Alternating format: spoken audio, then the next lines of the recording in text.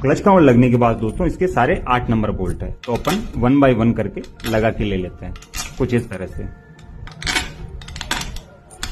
Video को मैं थोड़ा फास्ट फॉरवर्ड कर देता हूं जिससे वीडियो लंबी ना हो।